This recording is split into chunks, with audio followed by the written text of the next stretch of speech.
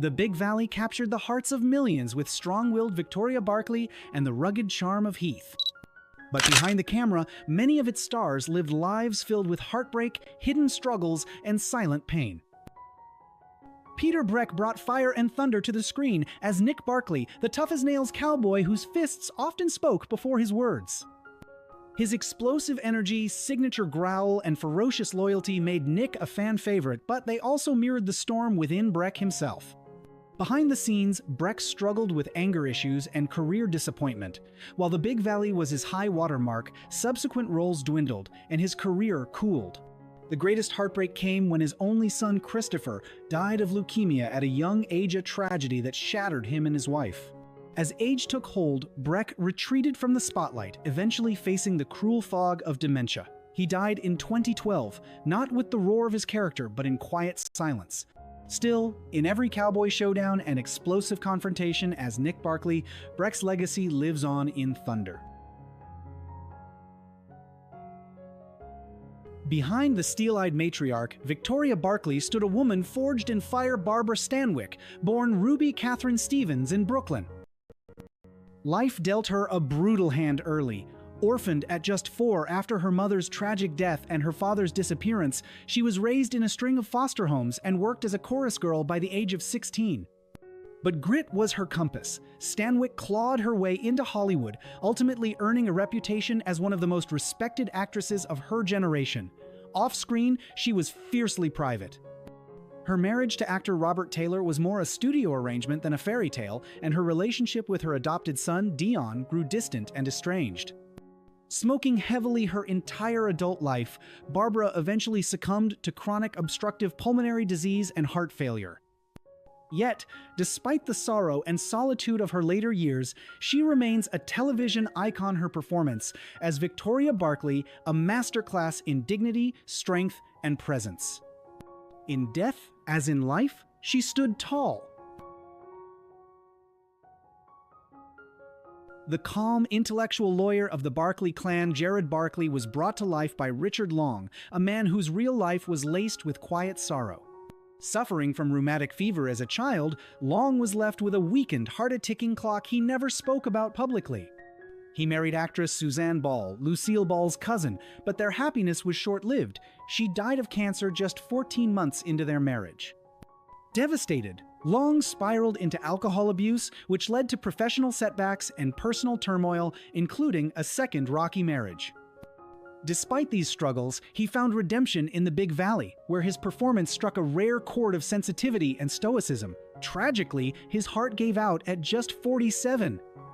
Though his time was brief, his portrayal of Jared continues to resonate with those who saw in him a quiet hero both on and off the screen.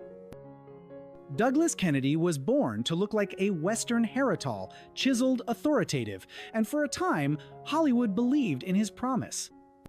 Cast often in war films and frontier sagas, he seemed destined for greatness, but addiction proved to be his fiercest adversary. Alcohol slowly eroded his reliability, and rumors of affairs and unpredictable behavior trailed him from set to set. Though he portrayed the stern and capable Sheriff Fred Madden with quiet authority in The Big Valley, off-screen he was falling apart. By the time of his death in 1973, his career had long faded. Once a handsome face of the Western genre, Kennedy died as a cautionary tale of promise undone by personal demons. Yet, for those who remember his performance, there's still a glimmer of the lawman who once kept Stockton safe.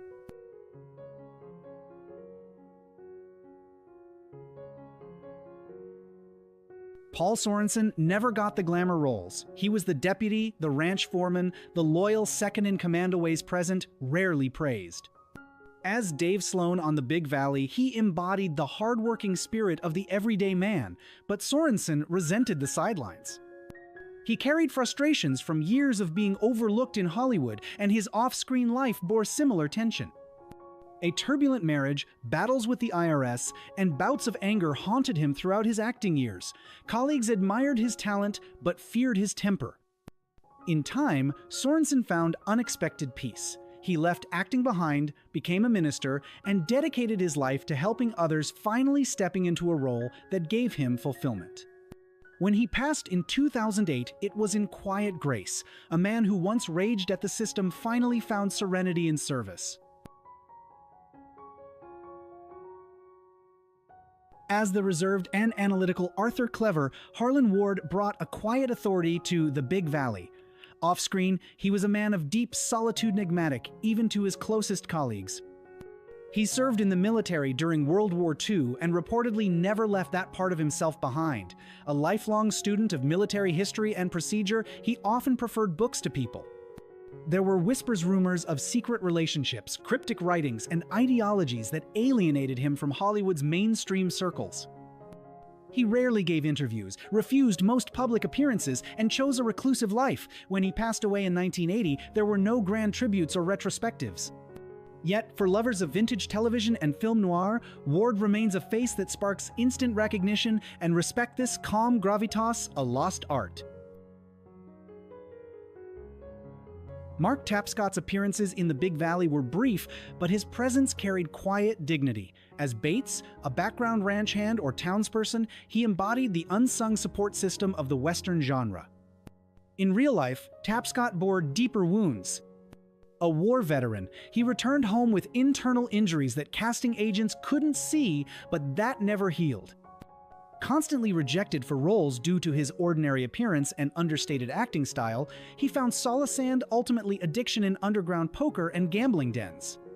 Debt consumed him, and his personal life unraveled. By the time of his death in 1993, he was nearly invisible to the industry he'd served faithfully for decades. No headlines marked his passing, but among his peers, Tapscott was known as a consummate professional, never bitter, always reliable. Though most today recognize him as the father of Kurt Russell, Bing Russell was a force in his own right, unapologetically defiant, fiercely independent, and allergic to compromise. As Clint Dan Kelsey in The Big Valley, he brought grit and unpredictability to the screen. Bing clashed with producers, was blacklisted briefly for his blunt opinions, and frequently walked off sets. But rather than conform, he carved his own path, founding the Portland Mavericks, a minor league baseball team that defied industry norms and won hearts across Oregon. He never sought Hollywood stardom, yet left rebellion, creativity, and self-determination. When he died in 2003, it wasn't as a forgotten actor, it was as a man who lived entirely on his own terms. In every scene and at every baseball game, Bing Russell remained unmistakably himself. Walker Edmiston's face may not be familiar to all, but his voice lived in thousands of American households. As Coroner Barney on The Big Valley, he had a rare live-action role, but his true fame came from animation and radio, where he voiced everything from puppets to evil wizards. Yet, behind that animated charm was a man grappling with heavy burdens. At one point, he attempted suicide in an event that deeply affected his family, especially his estranged daughter, who later spoke publicly about their strained relationship. He died in 2007, quietly and without fanfare. Though largely unrecognized by the mainstream, among voice actors and old radio fans, Walker Edmiston remains a revered pioneer, proof that even those we rarely see can leave deep impressions.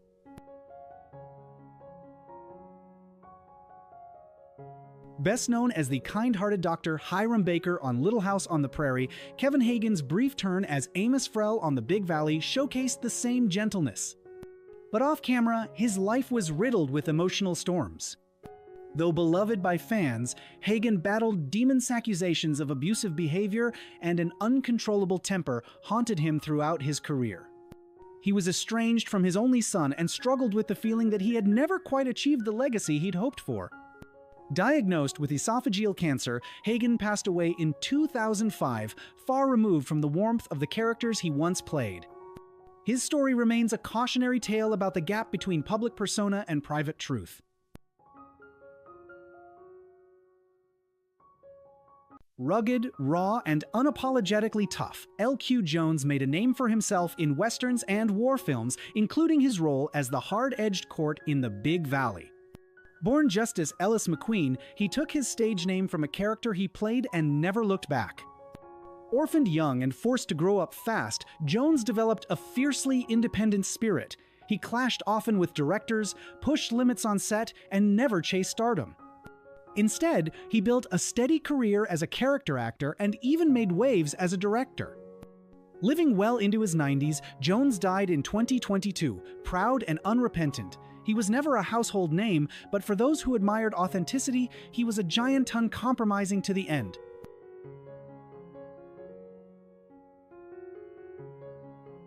Bill Quinn brought warmth and steadiness to the role of Dr. George Allison, Stockton's compassionate town physician. On camera, he radiated calm. Off it, he harbored a lifetime of sorrow. After losing his beloved wife to illness, Quinn withdrew from social life. Some close to him claimed he had also lost a son, though the details remain unclear, wrapped in his intensely guarded privacy. Alcohol became his quiet companion. Though never tabloid fodder, those who knew him noted a growing melancholy in his final years. Despite an impressive career that spanned radio, television, and film, including a final appearance on Star Trek Ved, died in relative obscurity in 1994.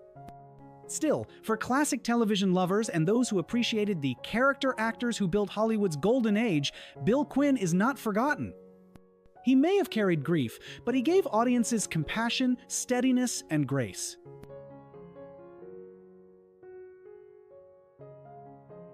Joe Higgins was the archetypal small-town sheriff both in fiction and, strangely enough, in real life. With a booming voice and imposing frame, he portrayed lawmen across television, including his role as Mortensen in The Big Valley.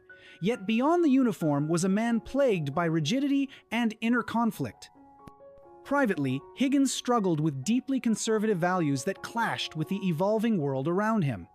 The most heartbreaking rift came from within his own family. His refusal to accept his gay son tore them apart. Despite opportunities for reconciliation later in life, the divide remained. He died in 1998, never having repaired that bond, leaving behind a legacy both celebrated and sorrowful. For some, he was the image of old-school Americana. For others, he symbolized the painful cost of intolerance. His contradictions, like many of that era, were never fully resolved. With his silver hair, square jaw, and effortlessly dignified air, Richard Anderson was the epitome of on-screen class. As Hen Matson in The Big Valley, he brought a sense of steadiness and seasoned authority that balanced the fiery energy of the Barkley clan. Though his role in the series was smaller than some, Anderson's unmistakable screen presence lingered. He was the kind of actor who made every moment count. Anderson's career stretched far beyond the pastures of the Barkley Ranch. He became a household name in the 1970s as Oscar Goldman, the no-nonsense boss in The $6 Million Man and its spin-off, The Bionic Woman. With his sharp suits and calm demeanor, Goldman became a cultural icon more than just a side character. He represented the grown-up, bureaucratic world in contrast to Steve Austin's bionic heroism. But behind the camera, Anderson's life was a mix of triumph and turmoil. Married and divorced more than once, he struggled with the emotional toll of personal instability. Industry insiders spoke in hushed tones about his rivalries with other actors and occasional behind-the-scenes politicking. Some whispered about affairs that complicated his romantic reputation, while others defended him as a misunderstood gentleman trying to survive in a ruthless business. Despite these personal entanglements, Anderson remained professional and prolific. He adapted with the times moving between television, voice work, and occasional film roles well into his later years.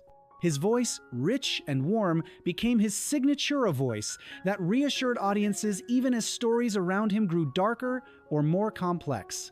Richard Anderson passed away in 2017 at the age of 91, leaving behind a body of work that spans generations. His contributions to both westerns and science fiction helped shape what American television could be, composed and captivating. Today, his image still lives on in reruns, documentaries, and the memories of those who grew up watching him. His legacy, like his screen presence, remains quietly powerful.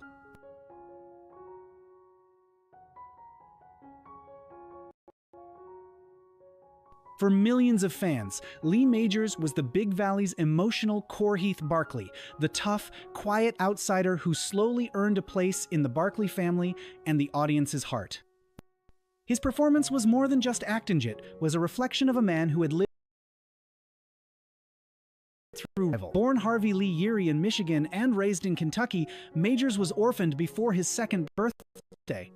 Tragedy left its imprint, giving him a stoicism and emotional restraint that became the hallmark of his performances. He didn't just play a man with a chip on his shoulder, he was one, and audiences sensed the authenticity. After The Big Valley, Majors became a bona fide superstar in The $6 Million Man, where his role as Steve Austin astronaut rebuilt with bionic parts became a global sensation. Children ran in slow motion in schoolyards, imitating the sound effects, and merchandise flooded shelves. Majors was everywhere, his face synonymous with 1970s American masculinity, strong, silent, unbreakable. But his real life was far more fragile. His marriage to Farrah Fawcett, one of the most beautiful women of the era, became a media circus. What began as a fairy tale union turned into one of the most painful and public celebrity divorces of the 1980s. Majors, a private man by nature, was blindsided by the relentless attention and the emotional fallout. Throughout the years, friends and colleagues spoke of a man deeply committed to his craft but occasionally weighed down by the expectations of stardom. There were whispered stories of loneliness, long hours on set, and the exhausting need to keep reinventing himself to stay relevant in an industry that discards aging heroes. And yet, Lee Majors never stopped. From action films to voice acting to tongue-in-cheek cameos that paid homage to his past, he continued to work, resilient, dignified, and still fiercely admired. Even in his 80s, he maintained a certain rugged charm, his once boyish features now weathered but unmistakably handsome. As of 2025, at 86 years old, Majors lives a more tranquil life. He occasionally appears at fan conventions, always greeted with standing ovations and heartfelt gratitude. He wears his age gracefully silver-haired, soft-spoken, and humble about his place in Hollywood history. For fans of The Big Valley, The $6 Million Man, and beyond, Lee Majors isn't just a television star. He's a symbol of endurance, honor, and the quiet strength of an underdog who never gave up.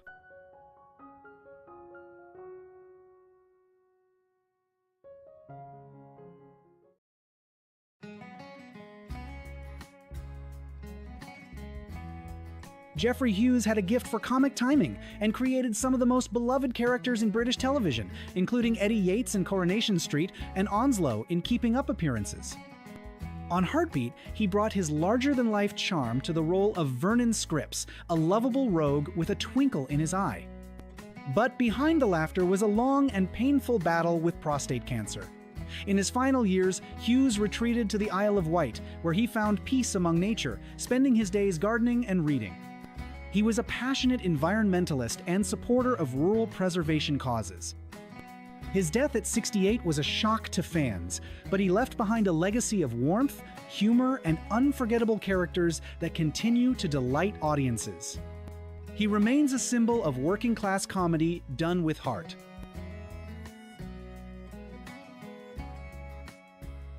The mischievous Claude Greengrass brought laughter and chaos to Heartbeat, but the man behind the role, Bill Maynard, carried burdens few fans ever saw.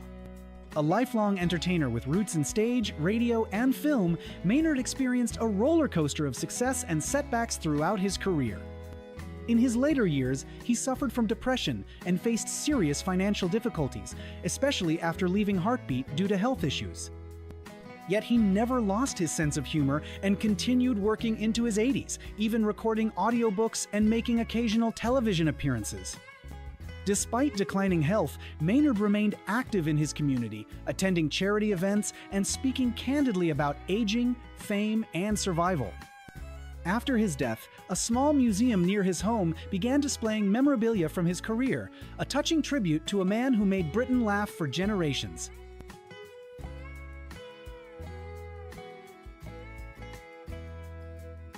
William Simonds was the soul of steadiness on Heartbeat, playing the asthmatic yet endearing PC Alf Ventress with understated warmth. Off-screen, Simonds was a deeply private man who never married. Instead, he poured his energy into his passion's vintage cars, classical music, and long countryside drives. He was the sort of actor who never sought the spotlight but always gave his best in every role. As he quietly battled cancer in his later years, Simons remained stoic, rarely speaking publicly about his illness. Friends recall his calmness, his sharp wit, and his refusal to let the disease define his final chapter. He passed away peacefully, leaving behind a legacy of loyalty and quiet strength, much like the character he portrayed. Derek Fowlds was already a household name before Heartbeat, thanks to his iconic role as Bernard Woolley in Yes Minister. But it was as the no-nonsense Sergeant Blaketon that he became a fixture in British living rooms. Beneath his on-screen authority, however, was a man who faced immense personal hardship. Fowlds went through a painful divorce and grappled with the emotional toll of fame in an era when vulnerability was rarely accepted for men in the public eye. Through it all, he remained a devoted father, cherishing his sons and maintaining a close bond with them throughout his life. His final years were marred by illness, heart failure, and pneumonia claimed his life, but he remained gracious and warm to the end. His passing was mourned by fans and peers alike who remembered his professionalism, humor, and generous heart. Peter Benson was one of those rare actors whose presence made every scene feel richer, even when he wasn't in the spotlight. As Bernie Scripps, the undertaker and garage owner with a heart of gold, Benson created a character loved by viewers of all ages. In real life, he battled a chronic heart condition that he kept well hidden from the public. He was soft-spoken, generous with his time, and deeply devoted to his family. When not working, he loved tending to his garden and collecting books on history and theater. Though his estate was modest, Benson left behind a wealth of goodwill and warm memories. Colleagues spoke of him as a consummate professional, reliable, kind, and quietly brilliant.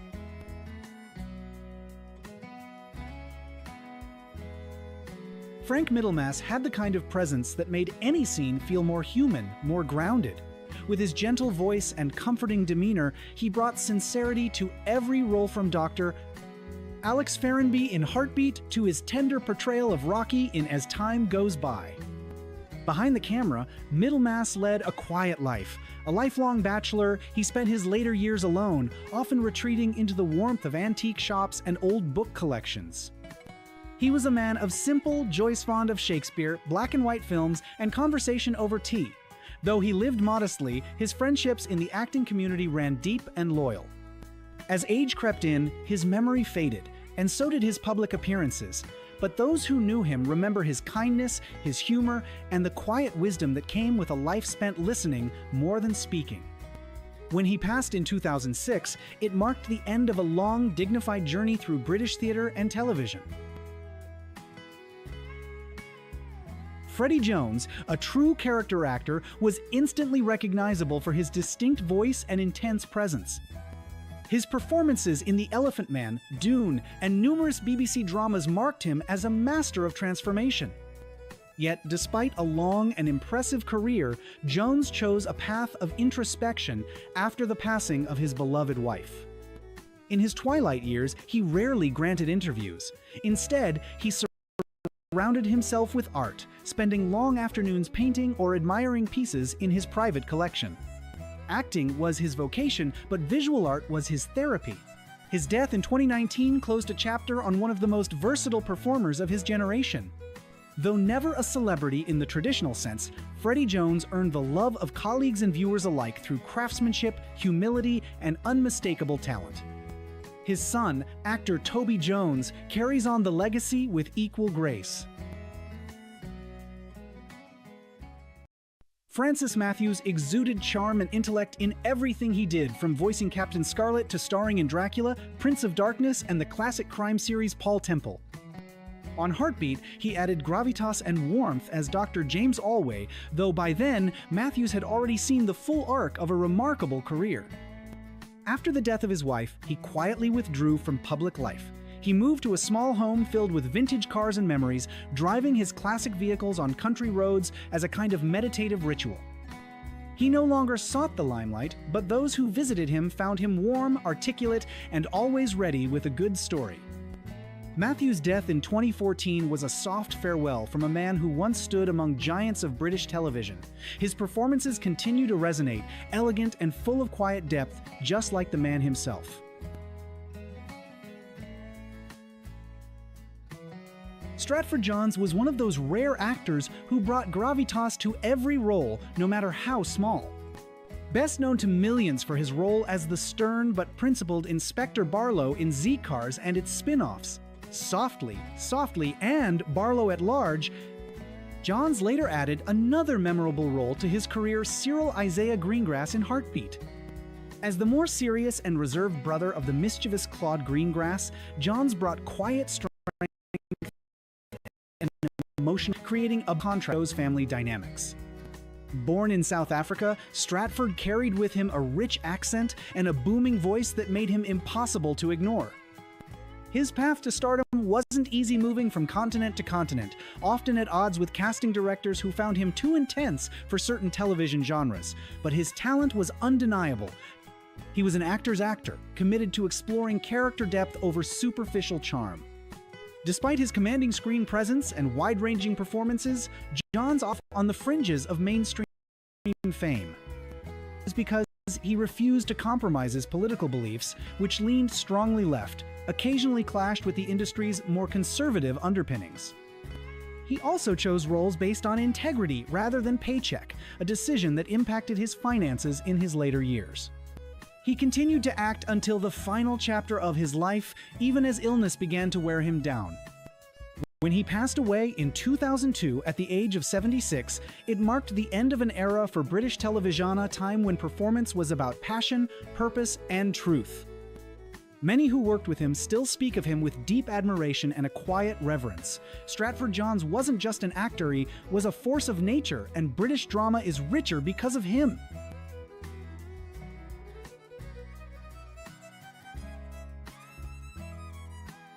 To many, Brian Hibberd will always be remembered as Dan McCluskey, the tough but kind-hearted garage owner in Heartbeat.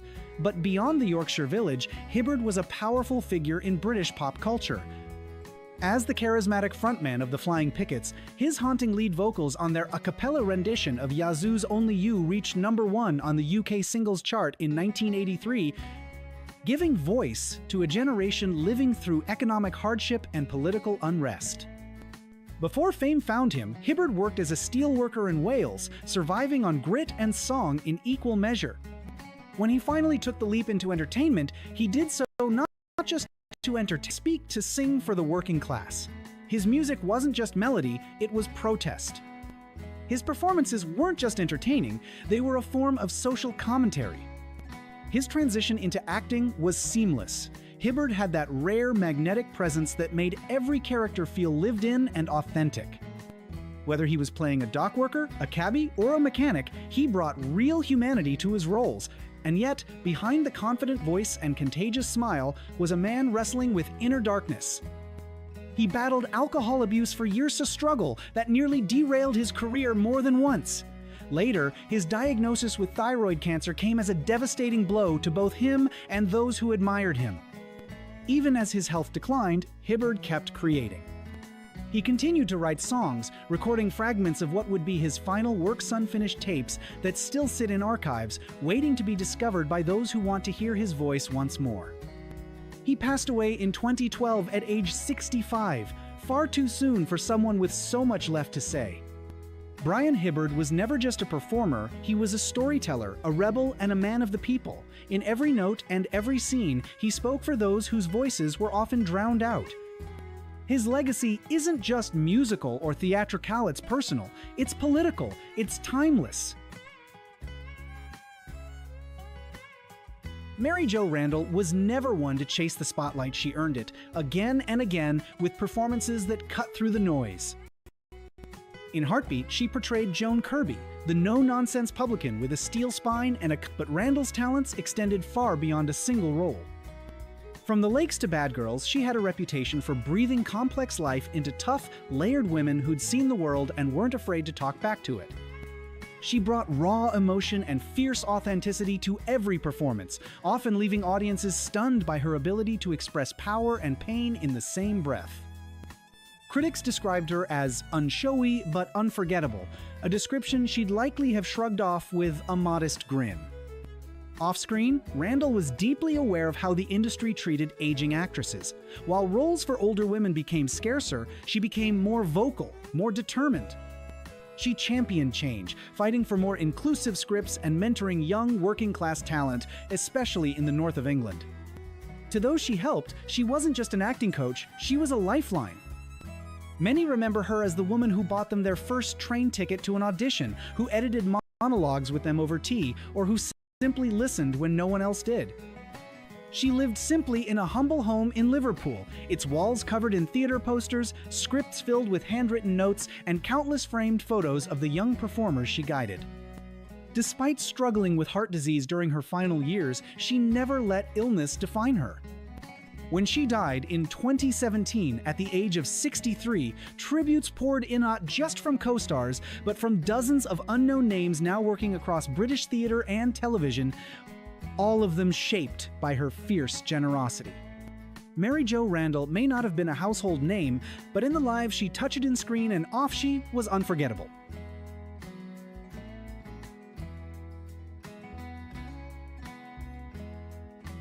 To most, James Mates was the calm, measured voice of ITV News, a trusted correspondent who brought clarity in moments of crisis.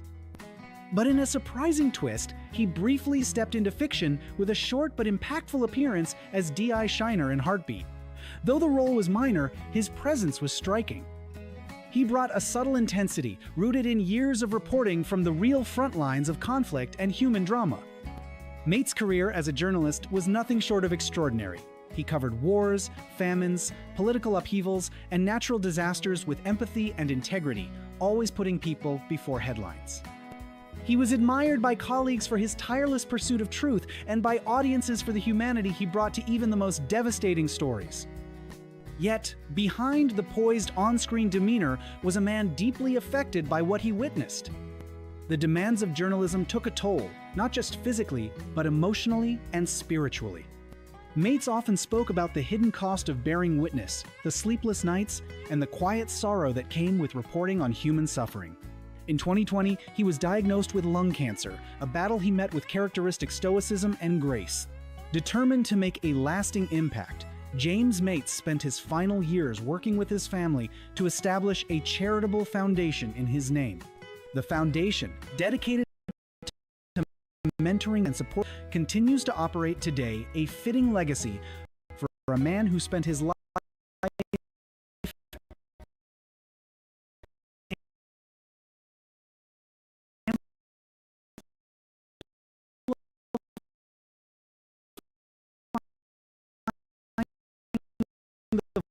voices of others.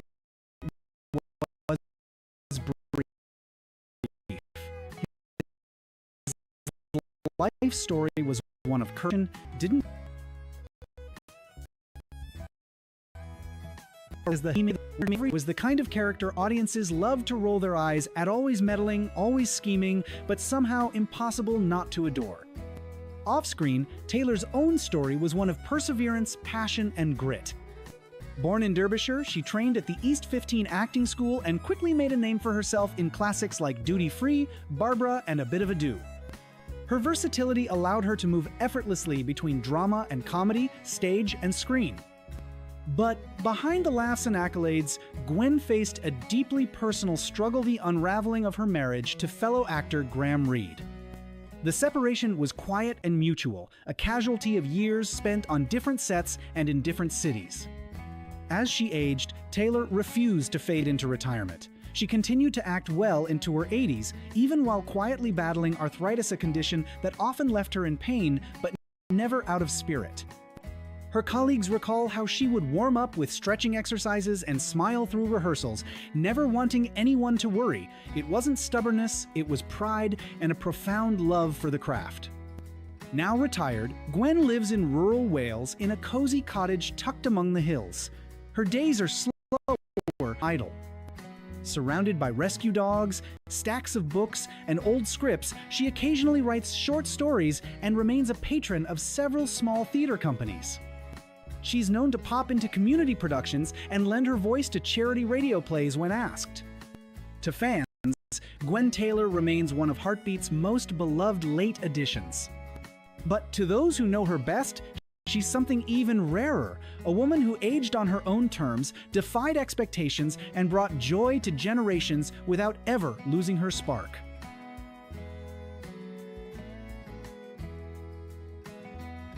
David Lonsdale will forever be remembered as the kind-hearted, slightly bumbling David Stockwell, a man who wore his heart on his sleeve and brought both comedy and humanity to Heartbeat's rural tapestry.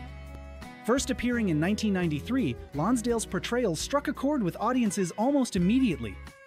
Stockwell wasn't the sharpest tool in the shed, but he was loyal, earnest, and endearingly sincere, a rare combination that made him the emotional glue of the show's lighter moments.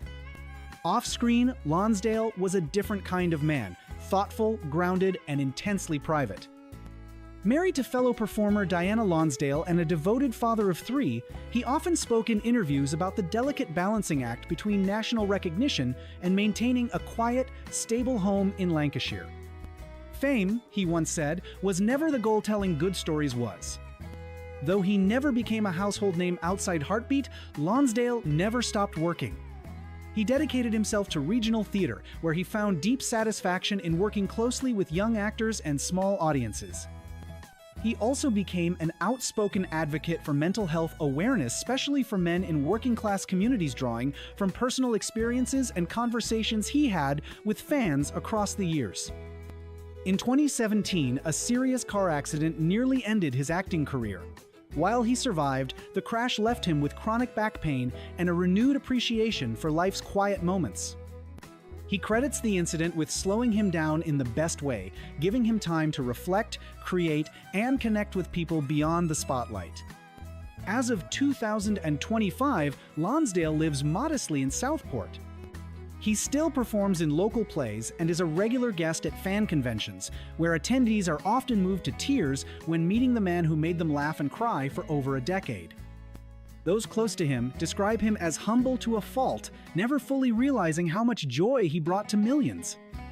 For fans of Heartbeat, David Stockwell may be a memory, but David Lonsdale's legacy lives on in every smile he brought and every story he still helps to tell.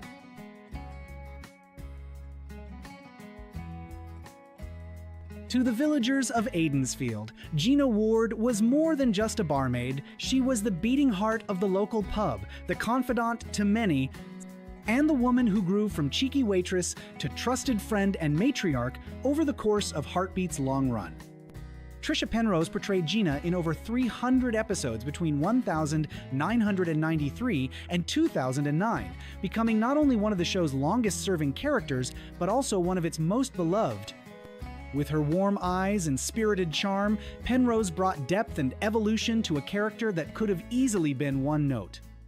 Viewers watched as Gina navigated love, loss, and unexpected motherhood, all while holding the pub and the community together. It was art imitating life. As Penrose herself matured, so did Gina, and audiences loved her all the more for it. Outside of Heartbeat, Trisha ventured into the music world in the early 2000s, releasing several pop singles. Though they didn't top the charts, they showcased a playful, confident side of her rarely seen on television. Her appearances on Celebrity Big Brother, Pointless Celebrities, and charity specials only further endeared her to the public, who appreciated her down-to-earth personality and easy laugh. But Penrose's life hasn't been without hardship. In 2015, her mother was diagnosed with lung cancer, a turning point that pushed Trisha into advocacy. She became a passionate supporter of the Roy Castle Lung Cancer Foundation, speaking openly about the emotional toll of caregiving and the importance of early detection. It was a deeply personal mission, and she's since helped raise thousands for the cause. Today, Trisha is semi-retired from the entertainment industry. She runs a boutique interior design company that reflects her creativity and eye for beauty, splitting her time between Cheshire and the Lake District. Those who know her say she's never lost her warmth. She still sends handwritten thank you notes to fans, attends Heartbeat reunions, and occasionally sings at local charity events. To the public, she'll always be Ginath, vivacious woman behind the bar, but to those who know her best, Trisha Penrose is a survivor, a nurturer,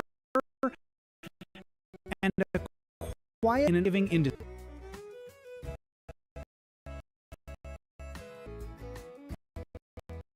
Ellen's life the indomitable grandma of stern love and quiet resilience that deeply resonated with viewers.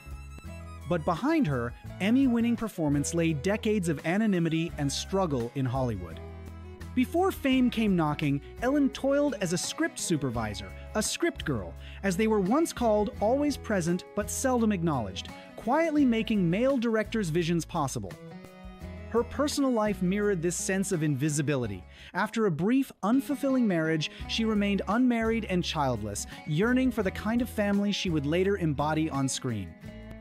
But Ellen found solace and companionship in her lifelong friend and housemate, Stella Lucetta, a former stand-in turned gardener, with whom she shared over 45 years of partnership.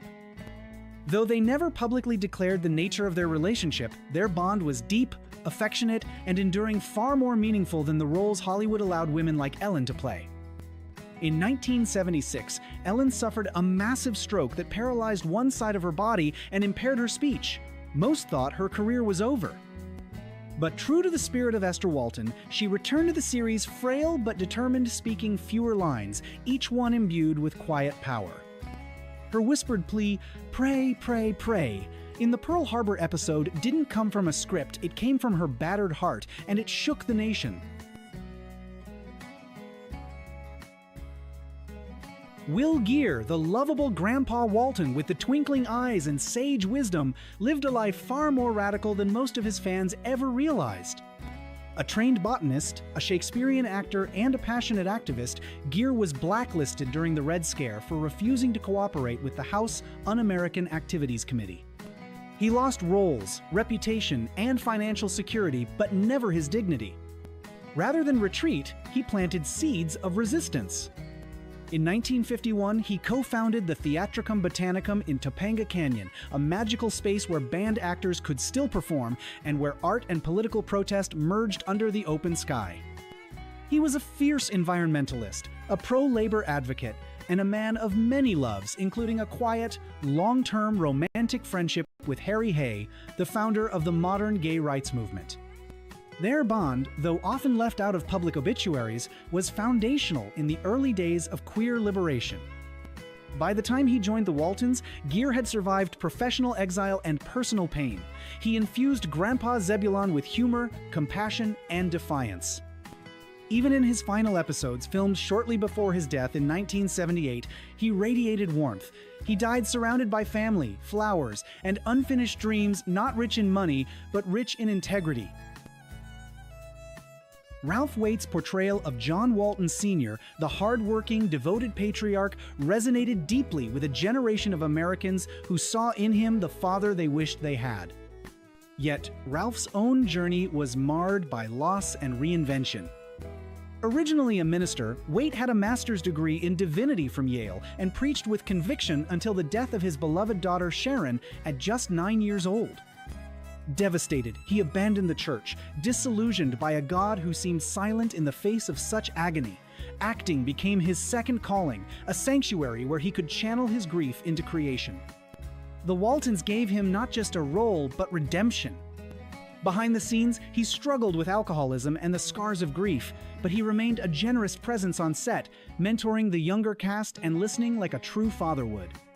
In later years, he became politically active, running for Congress as a Democrat in California's 37th district. Though he never won office, his campaigns were driven by compassion and idealism, the same traits that defined John Walton. Waite passed away in 2014, still admired and deeply loved by his television family. His legacy was not just in what he portrayed, but in what he overcame. Ronnie Claire Edwards stole every scene she was in as Corabeth Godsey, the prim and proper yet wildly dramatic wife of Ike. Her exaggerated airs and suppressed passions provided a brilliant counterbalance to the stoic Waltons, and fans adored her for it. But behind the character's flourish was a woman too often boxed in by typecasting. Ronnie, who had a razor-sharp wit and a passion for storytelling, spent much of her post-Waltons career performing in regional theater, writing essays, and creating deeply personal one-woman shows. In her memoir, The Knife Thrower's Assistant, she chronicled her life in Hollywood with humor and candor, revealing the many indignities faced by women who refused to fit the mold. Later in life, she bought and restored an old church in Dallas, transforming it into a home filled with books, art, and memories, a quiet sanctuary that reflected her creative soul. She lived alone, by choice, surrounded by the things she loved. Ronnie died in her sleep in 2016, never married, never forgotten a woman who played Korobeth with such fire, because she understood, perhaps too well, the ache of wanting to be more than society allows. As Ike Godsey, the kindly shopkeeper of Walton's Mountain, Joe Conley became a symbol of small-town decency and old-fashioned values. But off-screen, Conley was a shrewd businessman with a fierce work ethic. When acting jobs were scarce, he turned to real estate, eventually managing a successful portfolio that made him wealthier than many of his co-stars, though it came with stress and long hours. He never saw himself as a star. Acting, he once said, was simply a wonderful part-time job, but the public disagreed. His portrayal of Ike, humble, good-hearted, slightly bumbling, made him beloved in millions of households. He showed that you didn't have to be loud or handsome to be unforgettable. In his final years, Joe faced the heartbreaking onset of dementia, which slowly stole the memories he had once helped others make. He died surrounded by family, remembered for his generosity and humor, and for reminding us that small roles can carry enormous weight. Before the Waltons ever welcomed her gentle presence, Mary Jackson lived the life of an ordinary woman with extraordinary hopes. A high school teacher turned actress, she chased her passion for performance at a time when most women her age were expected to settle into domesticity. It was a brave and lonely road, paved with forgotten parts in soap operas, uncredited appearances in films, and regional theater that barely paid the bills. But then came the Waltons, and with it, Emily Baldwin, the soft-spoken, perpetually wistful spinster devoted to her sister and memories of a lost love. Mary's portrayal gave quiet dignity to a woman written in shades of longing and restraint. There was never mockery in her performance, only tenderness. Off-screen, Mary was married for an astonishing 68 years to Griffin Bancroft Jr., a quiet man who supported her dreams without fanfare. Their marriage, like her performances, was steady, gentle, and beautifully understated.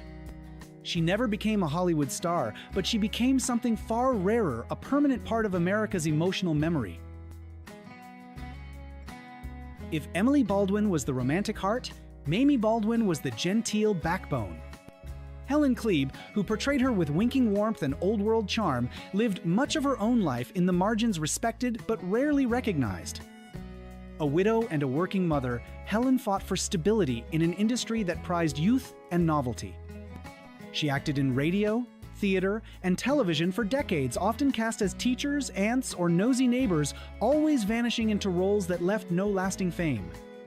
But in the Waltons, she finally found a lasting place. As Mamie, she brought to life an idealized version of Southern hospitality, all lace doilies and rose-colored nostalgia, but never empty or overacted. With Mary Jackson at her side, she created a portrait of sisterhood that transcended stereotype and caricature. Together, they distilled what it meant to age gracefully in a changing world. Helen died quietly in her home in Los Angeles, almost 97 years old. Though she never knew great wealth, she left behind a rich legacy, a woman who brought old souls to life. Peggy Rea was television comfort food, warm, familiar, and nourishing in ways we didn't fully understand until she was gone. Cast again and again as the brassy aunt, the meddling neighbor, or the woman with a heart too big for her own good, Peggy turned typecasting into triumph. She joined the Waltons in later seasons as Rose Burton, a relative who stepped in during Olivia's absence, bringing new energy and maternal steadiness to the household. Some viewers feared she could never fill the void, but Peggy's charm made Rose unforgettable, not a replacement, but a refuge. Behind her hearty laugh was a woman who battled industry rejection, health challenges, and persistent underestimation. She had been fired early in her career and never quite reached stardom. Yet, she kept showing up for the work, for the audience, and for herself. Even in later years, as medical costs mounted and roles dwindled, she remained generous with her time and spirit. Peggy died in 2011, her final curtain call unaccompanied by great fanfare, but to audiences who grew up with her, she was family. John Ritter's comedic genius is legendary, but before Three's Company catapulted him into sitcom superstardom, he gave us a nuanced, evolving performance as Reverend Matthew Fordwick on The Waltons. As the young minister, he wrestled with faith, temptation, and doubt, quietly hinting at the depth he would later display behind his slapstick exterior.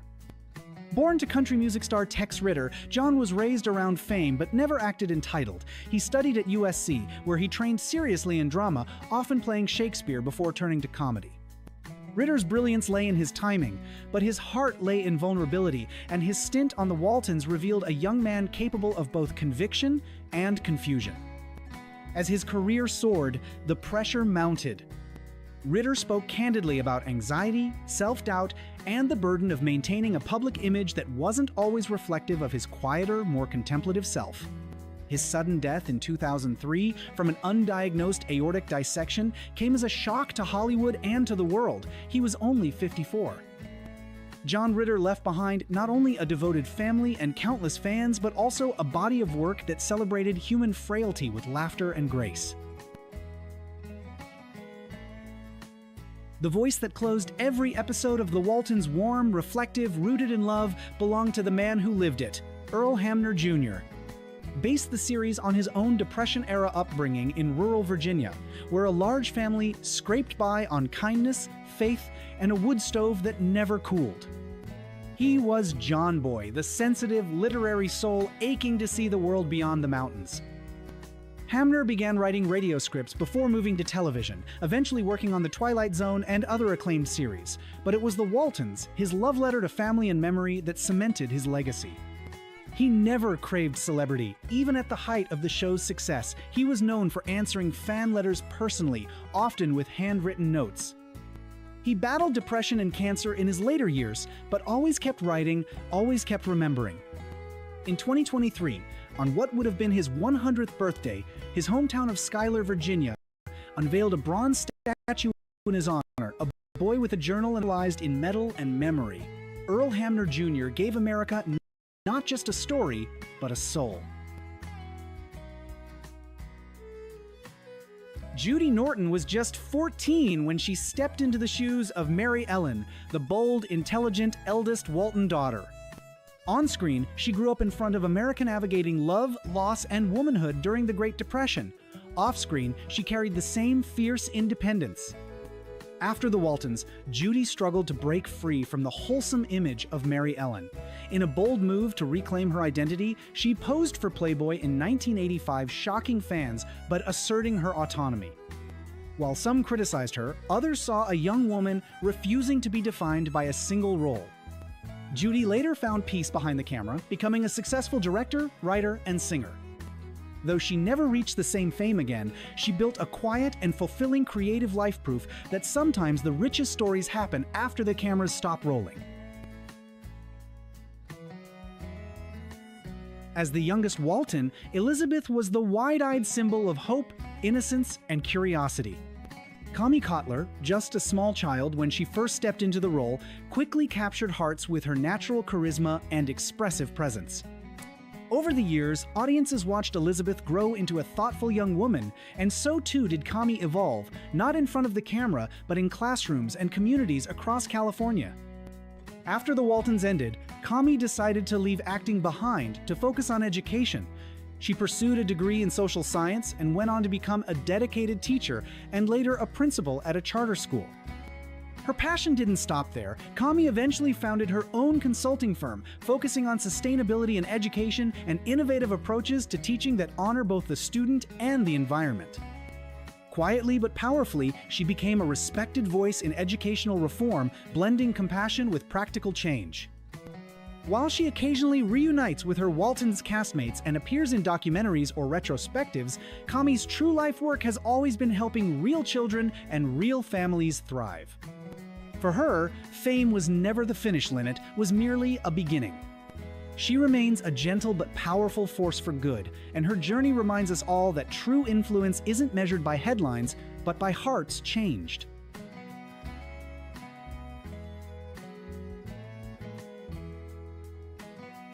Jim Bob Walton was a boy of big dreams and busy Hansa future pilot, with a tinkerer's soul. With a rebellious spirit and endless curiosity, he was the free thinker of the family. David W. Harper brought charm and depth to Jim Bob, capturing the imagination of viewers who saw themselves in his restless ambition. But while Jim Bob dreamed of soaring skies, David Harper quietly chose a life much closer to the ground. After the Waltons, he made a few scattered appearances in film and television, but ultimately retreated from Hollywood entirely. The pressure and public attention were not for him. Harper never married, never sought the limelight, and lived his adult life as a deeply private man in California. He worked in business, avoided the press, and focused on spiritual reflection, a life of quiet contemplation rather than noise. Though he rarely speaks publicly, those who know him describe him as kind, humble, and wise beyond his years. He's still in touch with his Walton siblings, but avoids reunions unless invited personally. To fans, Jim Bob will always be the boy reaching for the sky. And in his own quiet way, David Harper may have found something just as precious: freedom, peace, and the choice to simply be himself.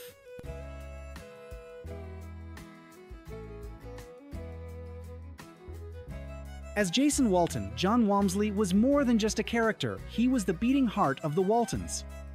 Sensitive, soulful, and musically gifted, Jason gave the show its emotional rhythm, often using music to express what words could not. John, who was raised in the US, after being born in Lancashire, England, wasn't just acting, he was a real-life musician with deep talent and creative spirit. His original songs, as well as his skill on the guitar and piano, became a signature element of the show's authenticity. Off-screen, John's musical career quietly flourished. After the Waltons, he went on to collaborate with some of the most respected names in the industry, including Richard Marx, Brian Setzer, and Merle Haggard. But John was never drawn to the noise of celebrity culture. Instead, he embraced a quieter, more introspective path, guided by personal freedom, simplicity, and a reverence for nature. He eventually returned to the United Kingdom, seeking peace and reconnection with his roots. In his own words, he traded the chaos of Hollywood for a slower, more meaningful life. He remarried and continued creating music privately, staying connected with longtime fans through occasional interviews and appearances. A spiritual seeker, John's life today centers on mindfulness, creativity, and living in harmony with the natural world. Though the cameras have long stopped rolling, the essence of Jason Walton and the quiet power of Walmsley's performance still resonates with audiences old and new. His legacy isn't just in the music he played, but in the calm authenticity he lived by.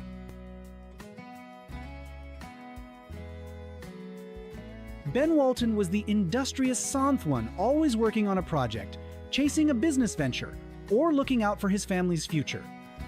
Eric Scott, who played him, gave Ben a likable sense of realism. He was clever but grounded, ambitious, yet still part of the close-knit Walton dynamic.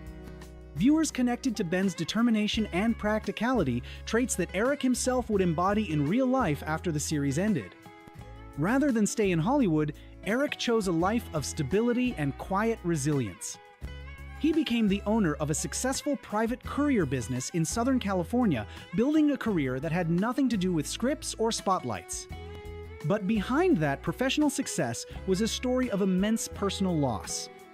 In the early 1990s, his first wife, Teresa, tragically passed away from leukemia, leaving Eric a widower with a newborn daughter. In a move that echoed the values of his on-screen family, Eric stepped back from public life to raise his daughter as a single father, fully dedicating himself to being present. Eventually, he remarried and rebuilt a life anchored in love and gratitude. He remains a loving husband, devoted father, and a respected member of the Waltons' legacy.